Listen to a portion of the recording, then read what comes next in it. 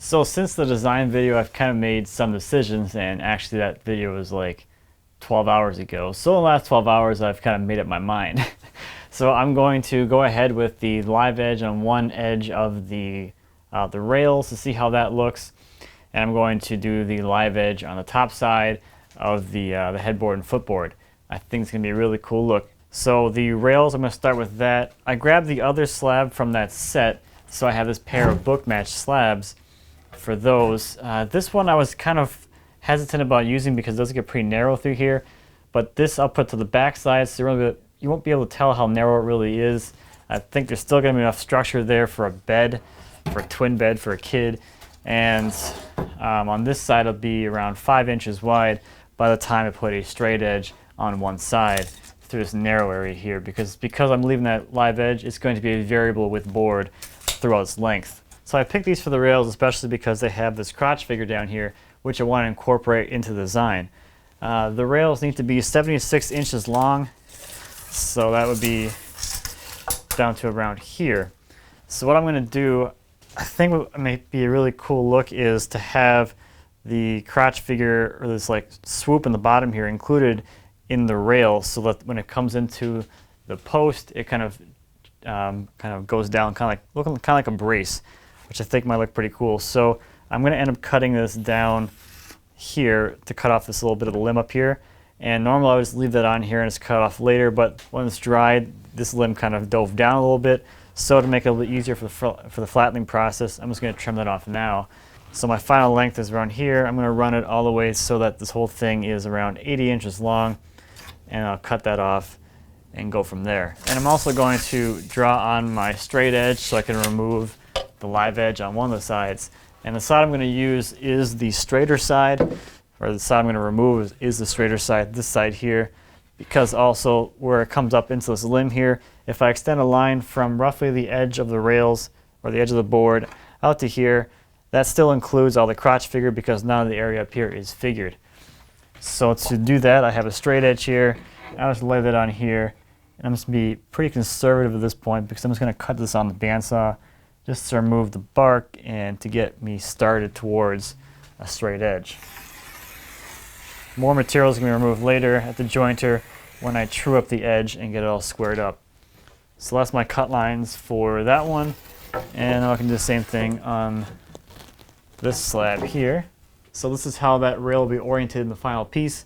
This is the top edge. That's going to go towards the headboard probably, so that I get the tie-in of the crotch figure to the headboard, and then this will be to the footboard. So I can start making these rough cuts and I can start milling them down to dimension.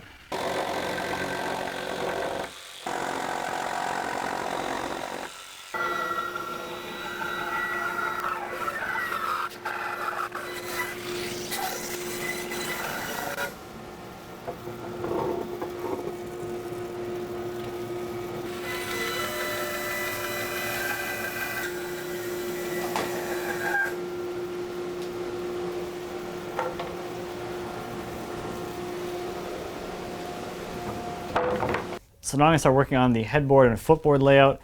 So these two slabs are book matched, so if you fold them up together, that's how they were in the log. A couple things I'll point out here. On the headboard side, I have this beautiful crotch figure that I want to incorporate into the bed. And if I book match them this way, that puts this crotch figure on this one to the bottom, which you're not going to see because the mattress is going to be there and the pillows and all that stuff. But to be honest, this side doesn't look as good. It actually like warped down pretty far because there isn't any material under here. It's all bark. So if I edge this off anyway on the bottom side, I'm not really going to be losing a whole lot, but I still get the book match look through the center. And what I'm really interested in is the stuff going on up here. So that's kind of the layout for the two slabs. I'm going to end up cutting these in somewhere in the middle here, and then there'll be another book match section down here for the footboard. Footboard isn't going to be as interesting. It's going to be pretty much all straight grain. So what I have written down here for the length for the headboard and footboard are 34 inches plus the joinery. The joinery I'm planning to use is like a breadboard end essentially, so I'm just going to allocate an extra maybe like 3 inches on each end for the joinery, so that puts me at 40 inches of rough length. So I'll probably go a little bit longer than that since I have 8-foot slabs here. Figure I want to preserve as much length as possible here. I want the slab to end here. The joinery will start around here.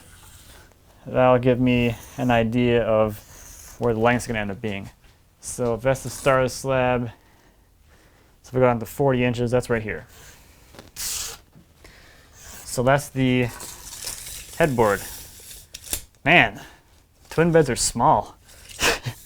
It's not that long, so I'll probably cut them a little bit longer to kind of cut through this knot right here, just so I have the extra length again, just in case I have the stock. I might as well use it. I really don't need a little 1 foot section of slab for something else in the future.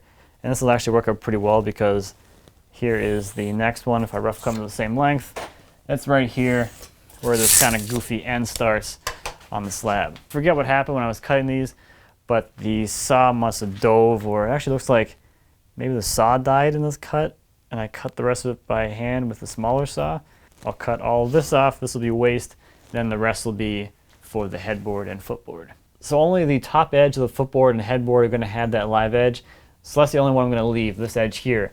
The other 3 edges needs to get edged off, or the bark needs to be edged off to make this a little bit easier. So these slabs have a curve in it, so I'm going to lay out the straight edge separately on both halves of the slabs here. I want to preserve as much material on this side as possible, so I want this to be the side I edge.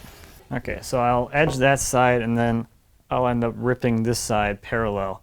So with those all drawn out, I can start cutting these and getting them milled with the just like the other stuff.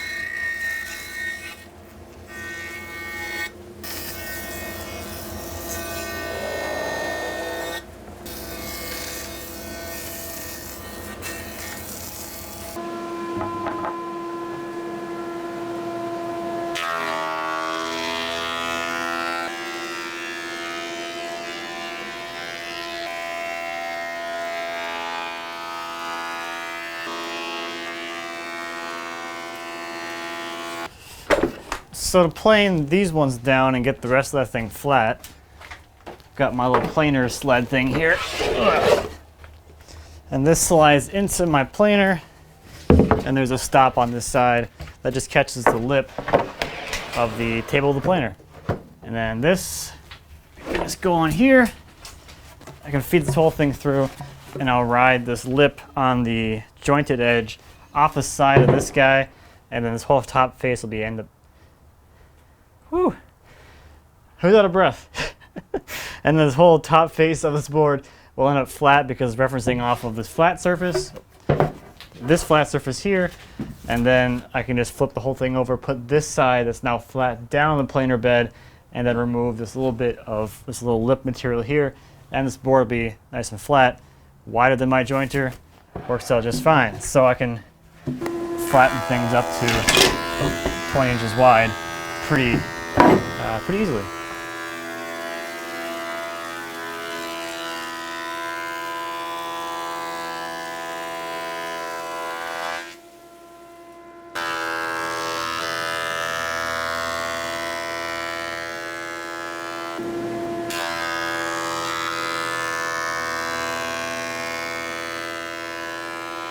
So my one where I'm trying to keep this live edge on the top with this crotch thing here, it's It's gonna be a little bit interesting because right here is like 20.5 inches, or about 20, almost 21 inches maybe.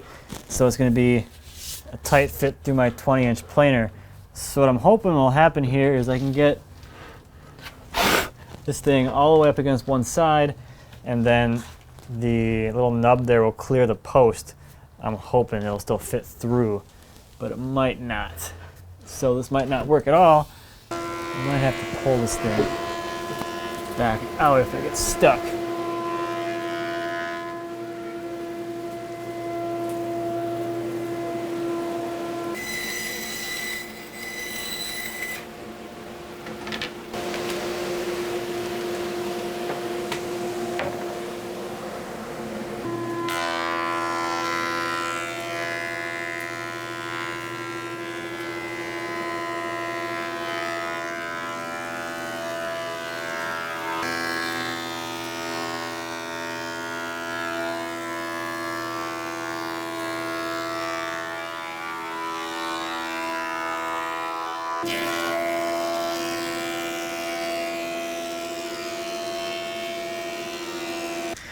Pretty nice looking, huh?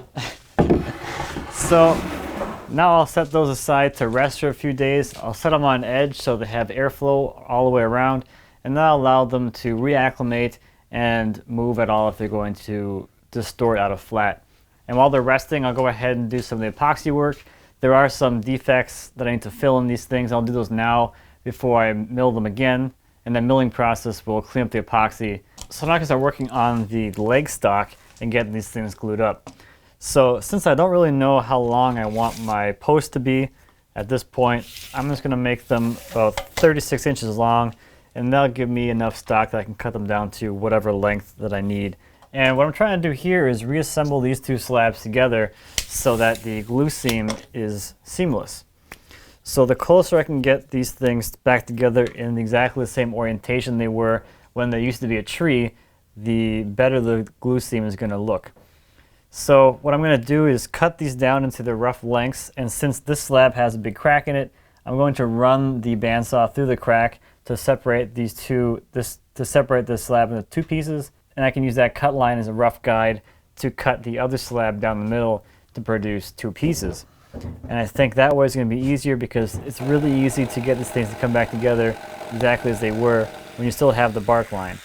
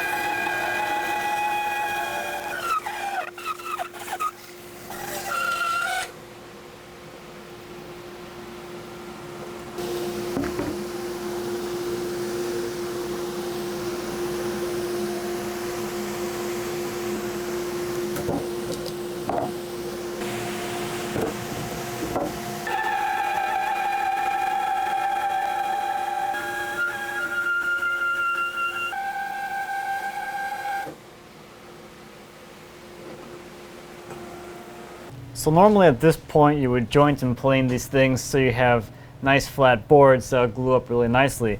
But I think I'm going to do something a little differently today. I'm actually going to skip the jointer and just plane them so I have a glue surface to put them together. The reasoning behind that is that these have a decent amount of twist in them. So if I was to flatten these and get them all ready for glue up that way, the traditional way using the jointer, I remove a lot of material from these things, and that's going to move the glue line further and further apart, so that's going to make the glue line more visible. So what I'm going to do is just run through the planer. They'll still have the deformation they have right now. They nest pretty well together, so they kind of deform in the same way. I'll glue them together, and then I can joint and plane the whole block together as one unit. That way where the boards come together, there's not a whole lot of material missing. I've already lost some material from the curve of the saw when I cut these into lumber. So the less material I remove now, the more natural that glue seam is going to look.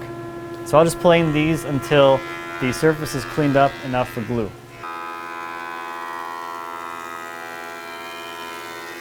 So I have this all milled up, and you can kind of see here that since I removed material from between the slabs, or between where these two were in the tree, both by the sawmill and by planing these faces, I've probably removed about probably like a ½ inch of material from between these two slabs at this point. That's going to change the way that these intersect or they meet at this face. So that's why I didn't want to remove any more material than I had to, because I already knew there'd be a lot of material being removed. So I have to do my best now to line these things up as good as possible when I'm gluing them up, so that the grain flows really nicely on the edge. And on this project especially, you're going to see the end grain of that post. So I want the end grain to look like it was natural and it's not like shifted over and all weird. So I'll be paying attention to the end grain particularly, and then I'll be probably aligning the edges so they're somewhere in the middle here. Wherever I can find the end grain looks the best, I'll try to keep that reveal consistent from one end to the other. Let's start with this pair. Here's some further proof that planer doesn't flatten anything. As you can see, both these still have twists in it, so I'll be forcing these together, and then whatever shape they end up having, that's just the shape that they'll be in. That's the high flow setting right there. Put this on top of here. And for this, I'm going to look at the end. So the end will show me where they need to go in this direction, because this is all cut all at once. I'll look at the end, look at the growth rings, see what those look like. Hopefully I can line them up so they actually flow together. I think it's going to be about as good as I'll be able to get. So now, since I'm forcing these boards together because they're not perfectly flat, I'm going to need a lot of clamps to make sure that the glue seam actually closes up all the way down the entire length. So I'll probably only be able to glue up, I don't even know, I might be able to only glue up one at a time based on the number of clamps I have. Alright, everything except my 4-footers. So every parallel clamp I have except 4. So I guess it's going to take me a few days to glue up all these posts. For something like this, because I'm trying to force these together, that glue seam is going to be stressed. I'll probably leave these in the clamps longer than I normally would, so probably at least 18 hours, just to make sure that glue is fully cured so that they don't start pulling apart. There's one glue up, I guess. I'll do the rest throughout the next few days, I guess. Oh wow, that's a lot of clamp weight. So this leg stock's been sitting for about 5 days now. I think it's pretty much figured out its internal stresses. So I'm going to go ahead and start cutting this up into square stock. So jointer, planer, bandsaw. Here we go.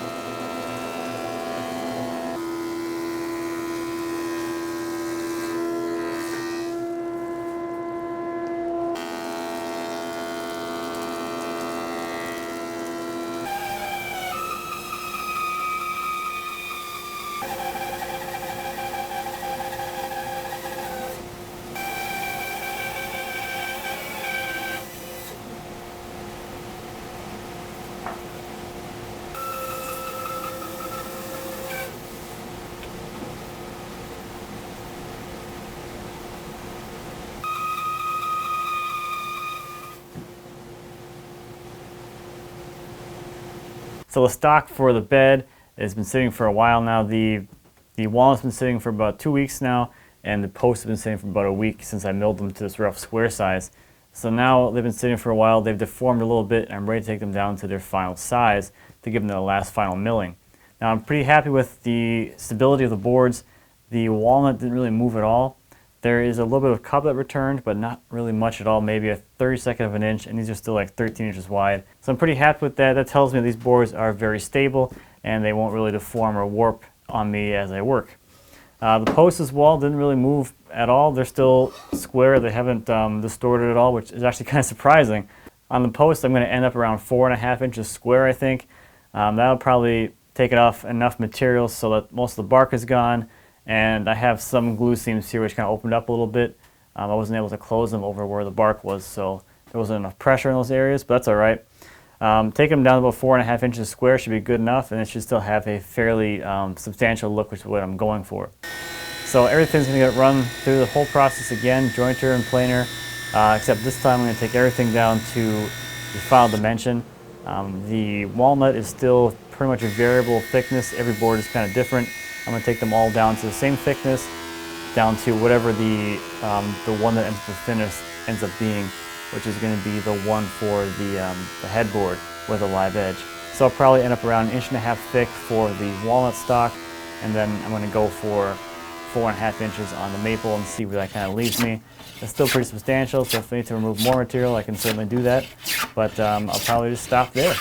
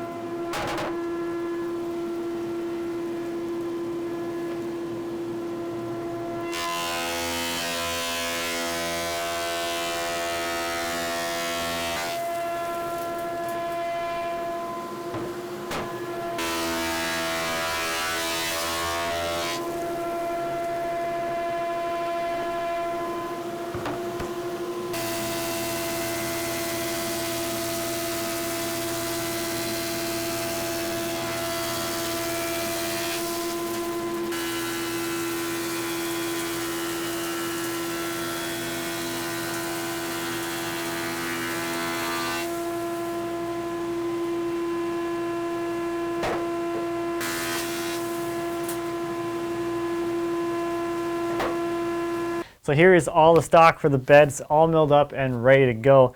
And I am super excited about this because the stock is just so beautiful. There's so much color and so much interesting stuff going on here. This is going to be a really fun project.